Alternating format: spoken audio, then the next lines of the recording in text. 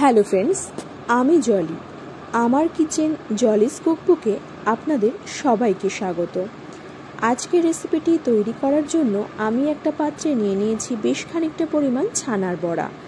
এরপর কড়াইতে বেশ খানিকটা পরিমাণ জল দিয়ে দেব। জল উষ্ণ গরম হয়ে এলে দিয়ে দেব পরিমাণ মতো নুন, হলুদ গুঁড়ো, সামান্য পরিমাণ সর্ষের তেল এবং কাশ্মীরি লঙ্কার গুঁড়ো। সমস্ত কিছু ভালোভাবে মিশিয়ে নেব। এরপর এতে ছানার বড়াগুলো দিয়ে দেব। আবারও ভালোভাবে মিশিয়ে নেব। কিছুক্ষণ ফুটতে দেব। সামান্য কিছুক্ষণ ফুটিয়ে নিয়ে আলাদা একটা পাত্রে ঢেলে রাখব। কড়াইতে দিয়ে দেব সামান্য পরিমাণ সর্ষের তেল। তেল ভালোভাবে গরম হয়ে এলে দিয়ে দেব কাজু এবং চিনেবাদাম।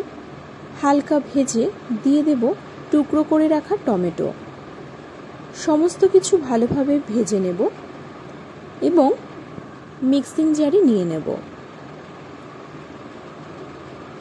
কড়াইতে আবারও বেশ খানিকটা পরিমাণ সর্ষের তেল দিয়ে দেব। তেল ভালোভাবে গরম হয়ে এলে দিয়ে দেব শুকনো লঙ্কা, গোটা জিরে, এলাচ এবং দারচিনি, তেজপাতা। এরপর টুকরো করে রাখা আলু এতে দিয়ে দেব।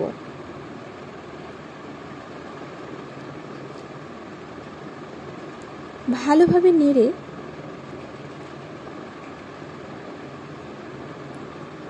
দিয়ে দেব পরিমাণ মতো নুন,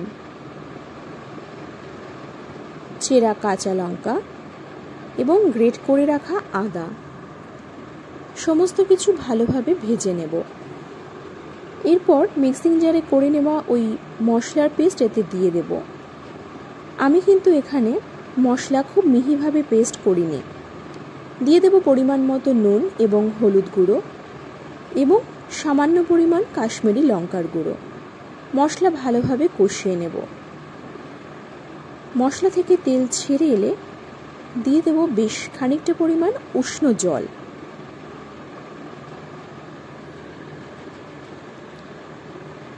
আবারও সমস্ত কিছু ভালোভাবে মিশিয়ে নেব।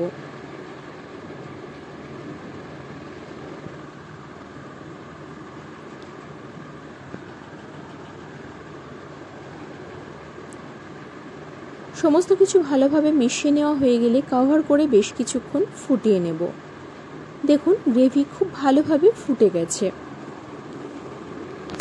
এরপর এতে আলাদা করে তুলে রাখা ছানার বড়া এবং তার জল এতে দিয়ে দেব।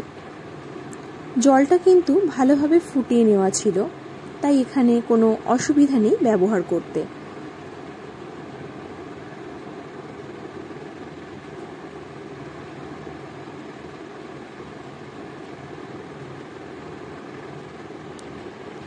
সমস্ত কিছু ভালোভাবে মিশিয়ে বেশ কিছুক্ষণ ফুটিয়ে দিয়ে দেব মাখন। আবারও সমস্ত কিছু ভালোভাবে মিশিয়ে নেব।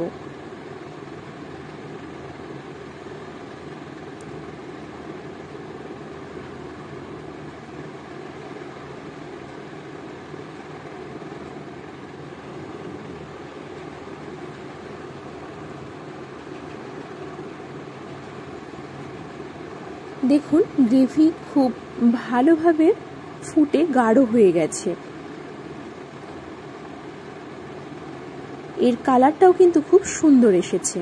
এরপর আমি এটা নামিয়ে নেব। এই রেসিপিটি লুচি, পরোটা, রুটি কিংবা ভাত সব কিছুর সাথেই অসাধারণ লাগে।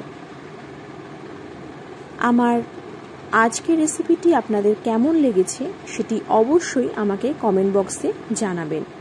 যদি রেসিপিটি ভালো লেগে থাকে তাহলে অবশ্যই লাইক, শেয়ার এবং সাবস্ক্রাইব করার অনুরোধ রইল। আগামী দিন আবারও দেখা হচ্ছে একটি নতুন রেসিপি নিয়ে। ধন্যবাদ।